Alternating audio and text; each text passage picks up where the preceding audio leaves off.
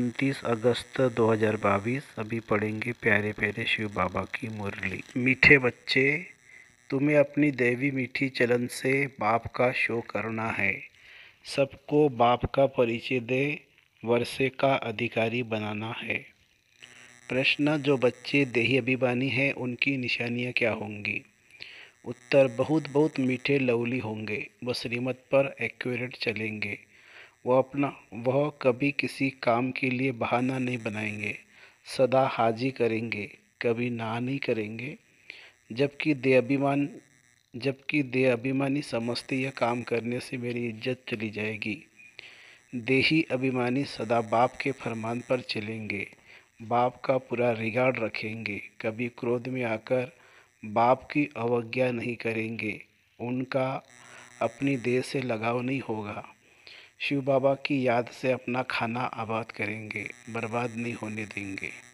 गीत है, भोलेनाथ से निराला कोई और नहीं, ऐसी बिगड़ी को बनाने वाला कोई और नहीं। ओम शांति। इतनी सारी बड़ी दुनिया है, इसमें भारत खास और यूरोप आम कहे, क्योंकि भारत तो प्राचीन ही है। यह तो समझते हैं असुल भारत ही था।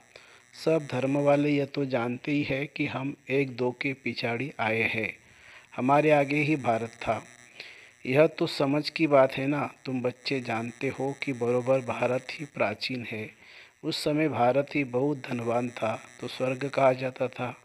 इस समय तो कोई मनुष्य मात्र बाप को जानते ही नहीं है सिवाय तुम बच्चों के, सो भी नंबरवार पुरुषार्थ अनुसार। तो हर एक खुद समझ सकते हैं कि बेहद के बाप को नहीं जानते। पुकारते हैं भक्ति मार्ग, भक्ति करते हैं, परंतु बाप की बायोग्राफी किसी को पता नहीं है। गाया भी जाता है कि फादर शोज सन, सन शोज फादर। अब तुम बच्चों को ही बाप का शो करना है। फादर तो अपना शो नहीं कर सकता, फादर तो बाहर नहीं जाएगा। तुम बच्चों को ही बाप का परिचय देना है। यह भी समझते हैं कि बेहद का बाप स्वर्ग का रचयिता है। उनको अगर जानते तो आश्चर्य लगता है, हम भगवान के बच्चे दुख में, आयरन एज में क्यों? यह प्रश्न भी तुमको पूछना है। पहला प्रश्न पूछना है, तुम्हारा परमपिता परमात्मा से क्या संबंध है? पूछने वाले को तो ज़रूर मालूम है, और कोई भी पूछता नहीं क्योंकि मालूम नहीं है।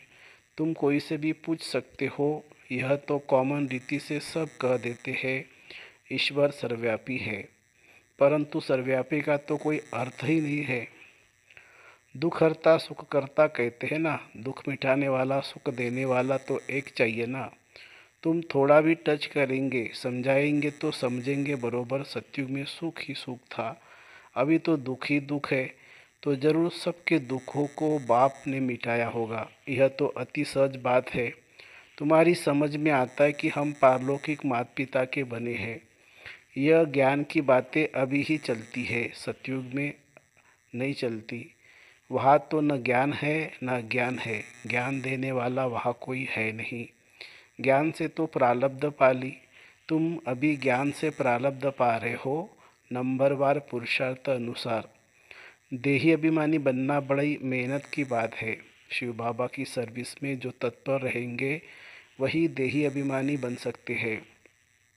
देह अभिमान आ जाने से फिर उनसे वह खुशबू निकल जाती है।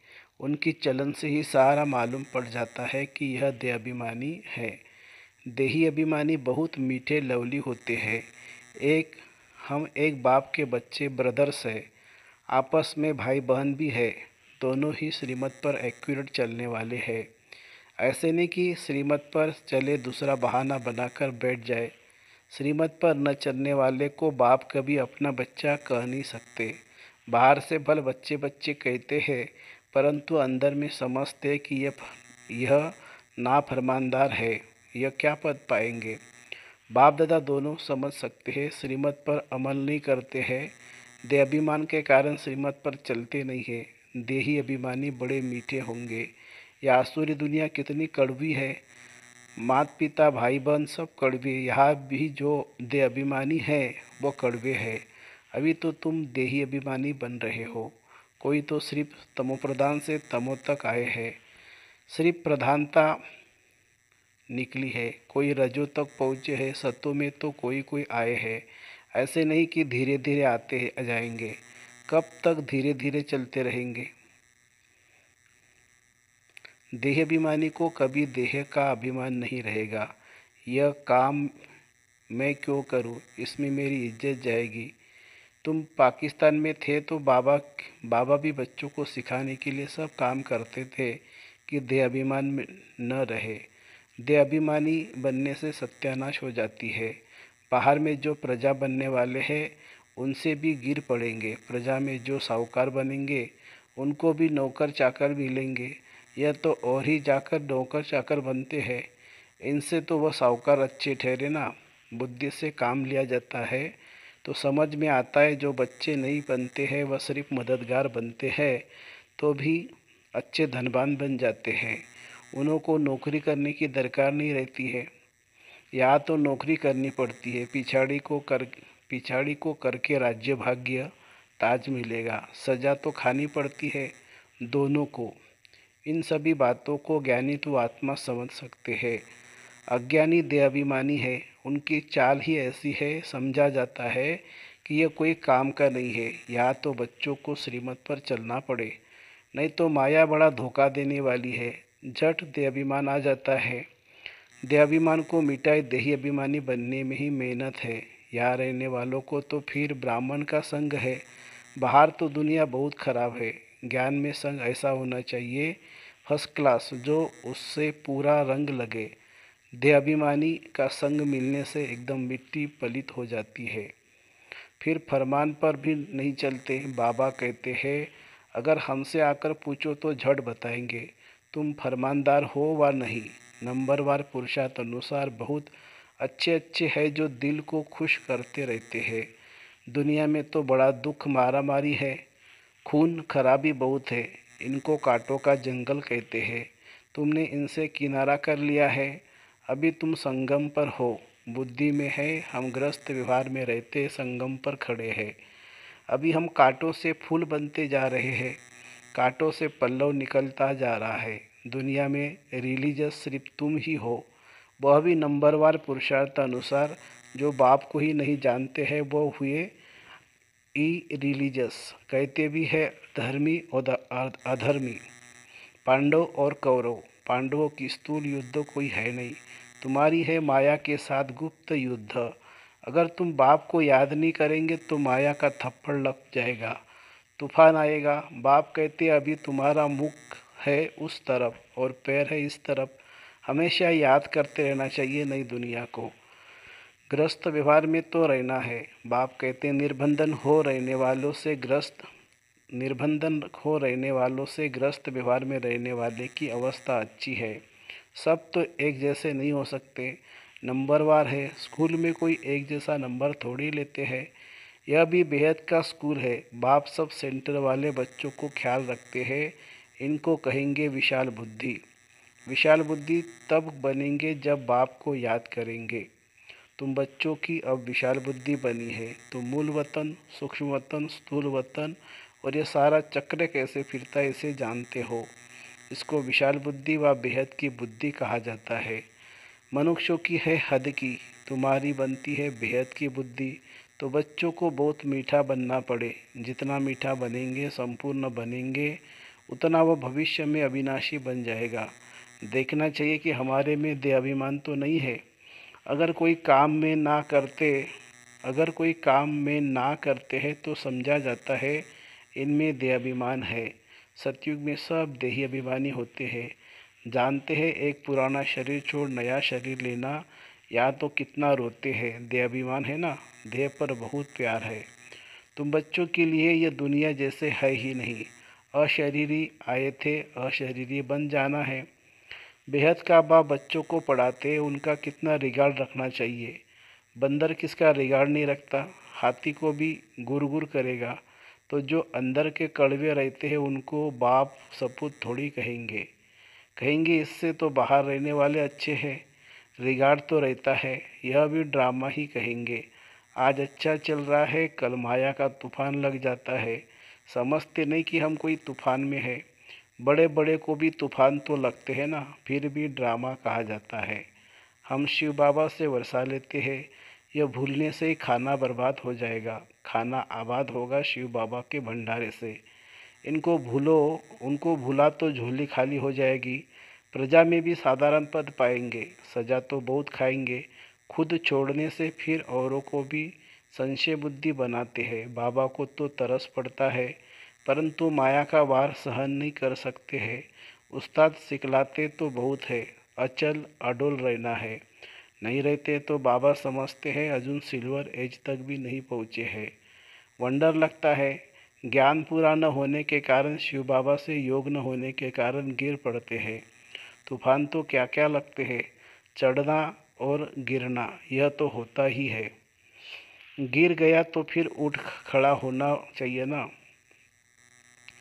हमारा काम शिव बाबा से है। कुछ भी है हमको वर्षा शिव बाबा से लेना है। मम्मा बाबा भी उनसे ही लेते हैं, उनको ही याद करना है, उनकी मुरली सुननी है, नहीं तो कहाँ जाएंगे। हट्टी तो एक ही है ना, यहाँ आए बिगर मुक्ति जो मुक्ति मिल न सके। बाप के सामने तो आना ही है। हाँ कोई बांधेली है, बाबा की याद में मर पड़ती है तो वह भी अच्छा पद पा लेती है।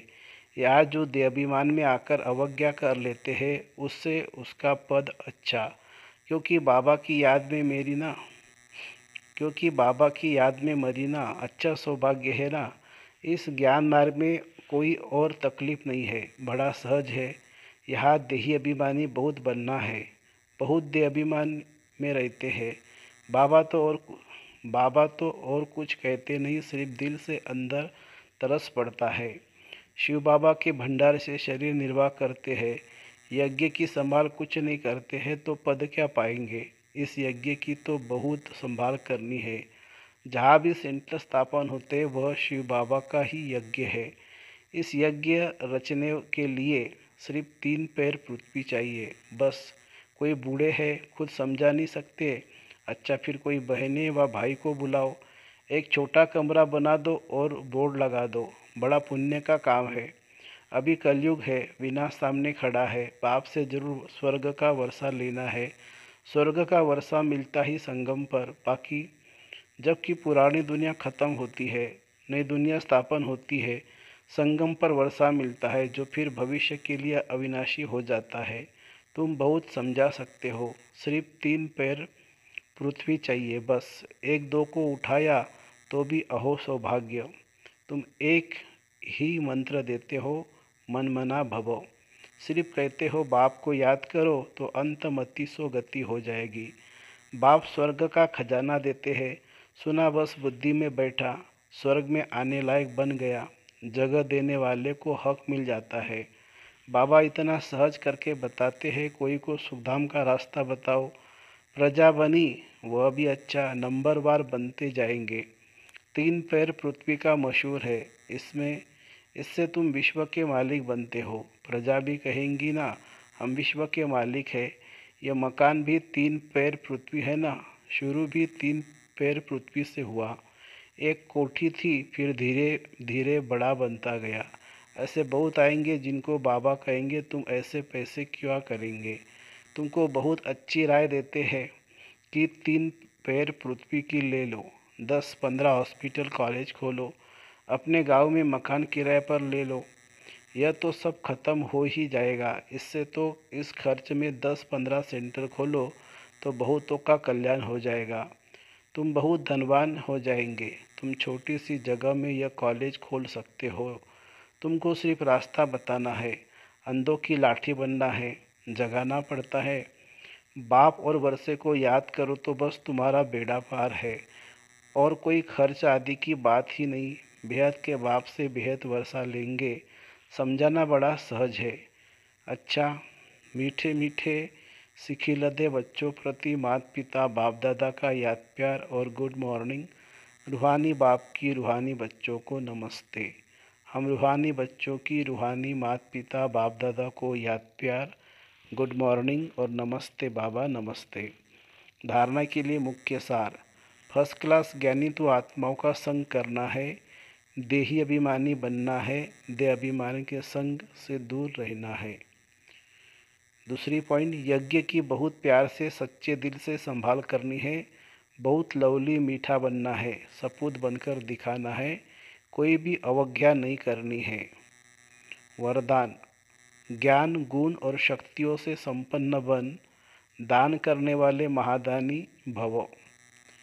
सारे दिन में जो भी आत्मा संबंध संपर्क में आए उसे महादानी बन कोई न कोई शक्ति का, ज्ञान का, गुणों का दान दो। दान शब्द का रूहानी अर्थ है सहयोग देना। आपके पास ज्ञान का खजाना भी है तो शक्ति और गुणों का खजाना भी है। तीनों में संपन्न बनो, एक में नहीं। कैसी भी आत्मा हो, गाली देने वाली, निंदा करने वाली भी हो, उसे भी अपनी वृत्ति व स्थिति द्वारा गुण दान दो। स्लोगन है: जो एक बाप से प्रभावित है उन पर किसी आत्मा का प्रभाव पड़ नहीं सकता। जो एक बाप से प्रभावित है उन पर किसी आत्मा का प्रभाव पड़ नहीं सकता। अच्छा, ओम शांति शांति शांति। शुक्रिया बाबा, शुक्रिया, थैंक